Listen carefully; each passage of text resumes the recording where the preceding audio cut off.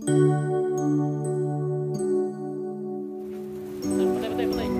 overheat, cause ng overheat, ulo overheat. Yan ang masaklap na pag-uusap sa makina guys. Ito yung 4. Then open tayo ng lockdown. So yan ang makikita na natin. Okay, then tanggal na yung takip. So ito na yung mechanism niya guys. So ayan yung ball mechanism na nakuran tayo. So okay, malawag na tanggal na yung head bolt. So gawin natin tanggalin yung head. So ayan na, malinis na siya. So ready for install na ng head. Ayan na, ipit na tayo guys para assembly.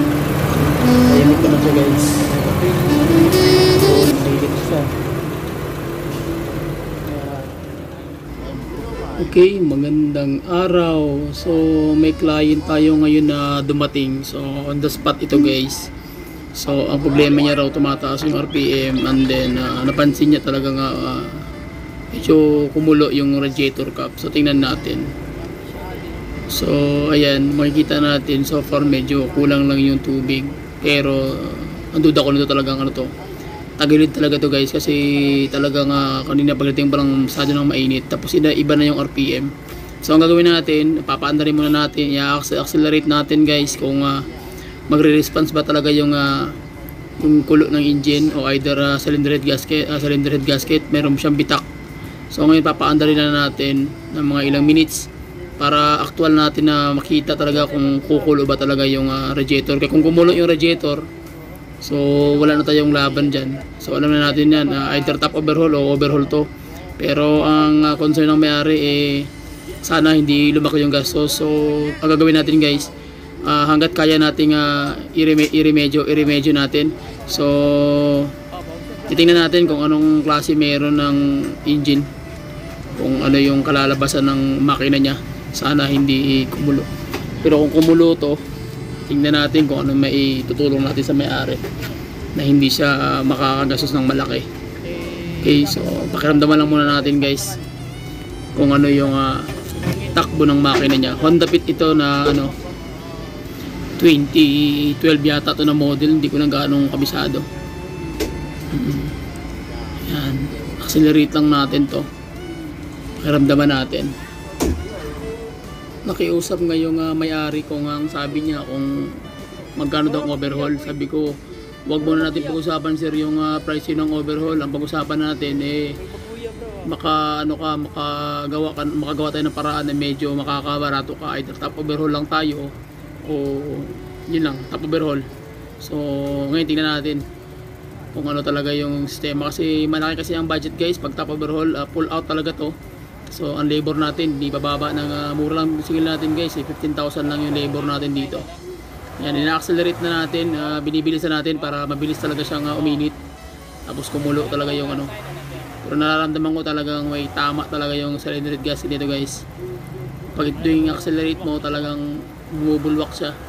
So ibig sabihin may problema talaga yung nito, cooling system. Either cylinder head gasket, bitak talaga to pag ganito. Tuwing accelerate mo, talagang lumalabas yung bumubulwak. So ibig sabihin mayroong hangin doon na nagpo-produce ng hangin doon sa loob mula sa combustion chamber. Pagsabog niyan, makikita niyo sa video, ayan pagsabog niyan, ang mangyayari diyan, so lalabas yung cylinder head gasket.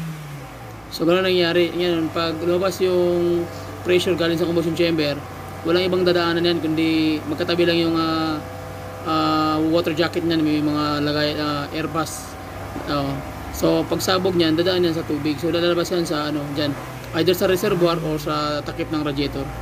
Kaya kung titingnan niyo guys, bubulwak talaga siya. Ito yung mag-accelerate kasi mas malakas yung compression nun, mas malakas yung stroke ng power. So kaya nagiging ganyan. So tingnan natin, accelerate. Hanapin natin yung kulo talaga na talagang bubulwak talaga siya. Yun ang kailangan nating malaman. Kasi kung ganito, walang problema yan, kasi either thermostat hindi gumagana o yung hose naiipit, yun nagiging main cause ng pagbulwak ng tubig. Pero pag kumulo talaga siya, yun ang mabigat talaga. Kaya i-accelerate natin guys para talagang uminit siya ng uminit. Yan na, medyo nakikita ko na guys, umuusok na siya ng konti. So hindi pa naman siya bumubulwak. Ibig sabihin na talagang painit na ng painit ito. So mamayang konti, tingnan pa natin mabuti. Ayun na, makikita ko na. So talagang positive to guys pag ganito ang forma. Mamaya bubulwak yan pag ganyan ang kulay. Pag ganyan ang kulay, bubulwak yan. So delikado yan. So kailangan ingat kayo. So bubulwak na yan guys sa ganyang paraan. Titingnan natin maigi. Ayun o, mainit na yan. Nasa mga 100 degrees na yan guys. 1 degree Celsius, makakapasok na ng balat yan. Second degree burn. Yan o. So positive guys, positive talaga. So wala na ibang gagawin. So either overhaul o top overhaul. So ito ang gagawin natin ngayon guys. Wala na to. So okay, ngayon tanggalin natin to, mag top overhaul muna tayo. Tingnan natin yung ilalim. Hindi na yung loob, ibig sabihin buksan natin to, alisin lahat ng mga mechanism, top, lahat ng na accessories. Tanggalin natin, pagkatapos magtanggal na tayo ng mechanism ng valve cap. So ayan na, tanggalan natin guys. Parts by parts na, yung top na tanggalan natin. So yung tools natin ginamit, medyo kalat. So sige lang, go lang tayo. Balik tayo sa engine. So ayan na siya guys, tanggalan natin dandahan lahat. Magigiboy tayo sa gagawin nating operasyon. So dandahanin na natin to. Hindi ko lang ma-full video, medyo busy tayo so at least makita nyo lang yung mga pointers tsaka basic. So natanggalan natin yung takip, and then titingnan natin yung yung mechanism nya. Yan po yung valve train mechanism nito. Old school po ito, rocker arm type. Pwede mo siyang i-tune up kung anong gauge. So tip ko sa inyo guys, bago kayo magtanggal, kailangan ng timing i-set up nyo muna bago kayo magtanggal. Okay? And then pag na-timing nyo na yan, bago nyo natanggalin yung mga kadena, bago nyo naluagan. So ganun lang siya kasimple guys, ganun lang yung mga tip na dapat gawin. So ibukod-bukod nyo yung mga pyesa para hindi magkandawalaan. At least alam nyo kung saan nyo dudukutin yung pyesa. So ayan tanggal ko na guys. So original pa ito na cylinder gasket kasi metal sheet, ayan So siya, bakal.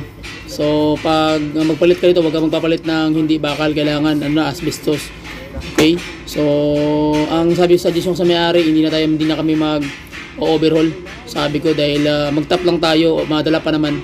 Dahil okay naman siguro yung block na ito. Pero tingin ko okay naman. So susukatin natin yung level nito kung okay ba talaga yung block niya, kung hindi ba piso o bingkong. Pero kung hindi, top overhaul lang tayo. So far okay naman yung loob. Okay, hindi naman siya sira. So okay, ngayon maglilinis na tayo. So malinis na rin itong head. Setting na rin yan. So linisan na natin yung mga parts. Pagkatapos malinis ito lahat, yan, ikakabit na natin dandahan. Baka hindi natin mabidyoan guys dahil medyo alanganin, dalalis ako. So sila, sikapin ko lang na magawa ng maabutan natin kung paano siya ikabit. Pero at least kuha nyo na yung mga basic na parts. So ganun lang siya kasimple. So yan, lahat ng parts ililinisan muna. Pagkatapos yan, dire-diretso na yung kabit. So sige, balik tayo. Ito na yung mga parts guys, yung tinanggal na natin. So ito yung valve cover, independent coil, yung cover ng exhaust manifold, cylinder head assembly. So ipapamachine shop pa natin to, ipa-reface natin yan, intake manifold, and then mga bolts sa cylinder head, and then yung timing cover. So yan yung mga basic parts niya guys sa pagtatap overhaul. Okay, so dako tayo ngayon sa cylinder head. Ito na-reface na namin to, malinis na siya, direct na tayo, basic tayo agad. So na-resetting na yan, makinis na, na-reface na, malinis na rin itong mga parts niya. So ito yung EGR niya guys, yan EGR, may dalawang butas yan sa in tsaka out ng tubig. So kailangan malinis din yan, although may kalawang siya pero nilinisan na natin, malinis na yan. So diretso na yan salpak. Mahalaga na malinis na yung mga parts para dire-diretso na yung trabaho. So hindi ko lang ma-step by step ang video, at least makita nyo lang yung pinaka main pointers ng engine. So ngayon dako tayo sa block. So hindi ko na ito na pina-pull out kasi nakita ko okay naman so far yung crankshaft bearing, main rod bearing, walang problema. So top overhaul lang kami. So remedy lang talaga ito guys, kasi yung budget ng may-ari talagang pang top overhaul lang. Pero mas maganda nito i-overhaul talaga. Ang problema nga lang alam mo naman, magdidepende tayo sa client kasi yung client ang magbabayad, hindi naman tayo. So ganun ang ginagawa natin guys. depende sa client kung anong gusto niya mangyari sa engine niya. So okay, tara, simple tayo. So hindi ko na binidyoan guys yung buong mechanism ng step by step kasi medyo busy talaga tayo. So ano lang, basic lang talaga tayo, pointers lang. So nakabit na namin, and then ayan na, ayan yung head. So dire-diretso na yan, malinis na rin yan siya. So asbestos na head gasket yung ginamit natin, hindi ko rin na ipakita sa inyo kanina. Pero at least nakabit na siya. So ganoon lang siya kasimple guys. Kung paano mo siya tinanggal, basic lang naman yan, ganun mo rin ikakabit. Kung maaari, magtanggal ka by numbering 1, 2, 3, 1, 2, 3, 1, 2, 3, and then pagbalik 3, 2, 1, 3, 2, 1, 3, 2, 1. Okay, so ganun lang siya. So check natin yung timing. So ayan yung timing niya guys. So ayan o, naka-up yan. So ayan ang timing ng gear. So sa ilalim naman, naka-timing din yan, naka-up din yung dowel niya. Yan, tapos pwede ka rin gumawa ng sarili mong timing para hindi ka malito. Okay, so yan siya yung timing o. So yan. Tapos sensor naman yan, so dali na maglaro. Ngayon mag-iigpit na tayo ng cylinder head bolt. Nasa mga 70 lang ang torque nito. 70, 50 to 70, tama na yan kasi mababalik na yan eh. So ayan na siya. Pagkatapos ito, tune-upin na natin. So ayan guys, ang gauge nito is nasa 4.6. 4 ang intake, 6,000 of an inch ang exhaust. So tandaan nyo yan. Minsan lang ako magbigay ng tip. 4.6 ang gauge niyan. So ayan siya. So para matining, walang ingay na rocker arm. Kasi pag nabanata mo ng 8.10 yan o 10.12, wala na. Tagiktik yan guys. So kahit mag 6.8 pa yung ano mo, size mo, dapat 4.8. 4 ang intake, 6 ang exhaust. Tapos na tayo mag tune up. So lagyan na tayo yung spark plug. Tapos na yung konti, magtatakip na tayo guys ng valve cap nya. So ganun lang siya ka simple, basic, step by step lang. So okay. So okay na, natakpan na natin. So kakabit na natin dandahan yung timing na ipakita ko na sa kanina, yun na yun. So didiretso na natin to guys. So ayan na yung timing belt nya, lahat ng belt mechanism, serpent belt nakabit na rin natin. Okay na, so far ang gagawin natin okay, so didiretso na rin to guys. Kabit na tayo ng mga electrical system hanggang didiretso na natin to hanggang mabuo yung top. Okay, ayan na, nabuo na siya lahat. So hindi na natin videoan step by step. Medyo may ginawa rin tayo, medyo busy. So far, umandar na yung makina guys. So ang gawin natin to ngayon okay naman siya. So kailangan natin i-test drive kung may leaking ba talaga yung nangyari. Dahil nag-top overhaul lang tayo, hindi tayo nag-undergo ng overhaul. And okay, so far okay, walang usok. Okay naman naman. Ibig sabihin okay yung timing, naka 5 degrees yung timing natin. Kaya maganda yung ano niya.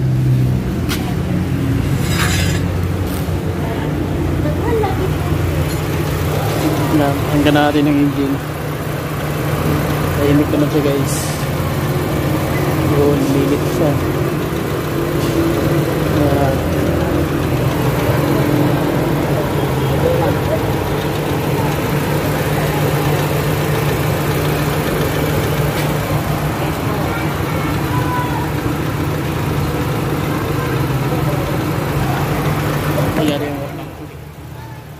Kailangan mainit talaga yung takip. Okay, so ang gagawin natin ngayon test drive natin ngayon sa highway. Saglit lang tapos balik agad tayo. Tapos pakiramdaman natin ulit yung engine. So tara, samahan niyo ako. Okay, ngayon guys, nasa highway na tayo. So magte-test drive tayo ng engine. So ang ating chief mechanic guys, pakilala ko nyo sa inyo. Si Belzar, ang ating chief mechanic ng cars ng Kling Auto Repair Shop. And then yun lang. So shoutout sa sir. God bless. So yun na guys, so test drive natin to, tingnan natin yung trabaho natin dahil nag-top overhaul lang tayo. So check natin. So parang okay naman. So tara. Ngayon guys, umuwi na kami. Hindi ko pa rin na-video ng complete. So dito na kami. So far okay naman yung makina. Hindi ko na-video ng matagal kasi mahaba naman sa video natin. So baba tayo. So may tip ako sa inyo guys. So pag ganun yung karamihan talaga is overhaul yan. Pero sa akin talaga ginagawa natin, pinapakiramdaman natin yung pulso ng ating client, kung ano yung pwede yung itulong natin sa kanya. Kasi kung pigado naman talaga yung client, pipilitin natin na ma-overhaul, so baka matambay naman yung unit, hindi natin magamit. Pero the best din talaga guys mag-treatment ka na lang. Kung halimbawa wala kang budget tapos top overhaul ka, maka-recover talaga. Ito yung kami niya. So ito natin may-ari. Ha? Uy, okay siya, wala siyang bubbles. Sa kuha siya katong sa head ba itong nilagay na gas sa cement. So yung biyahe na yon, bulwak na yan. So wala siya bulwak, ibig sabihin okay siya. Easy lang no. Easy lang. Kaya ay problema yan, oh, ilisan lang siya pastor. Sir, palitan na lang. Tagpuan. 50 naman, 100. 20,000. Tag 100 ata, magkano ganyan? Tagkuha na yan, tag 150, anak 180. Tira na yan. So, yun lang guys. Okay. Yan. Success na yung trabaho natin. So, at least okay na siya. Sige. Salamat. Bye and God bless.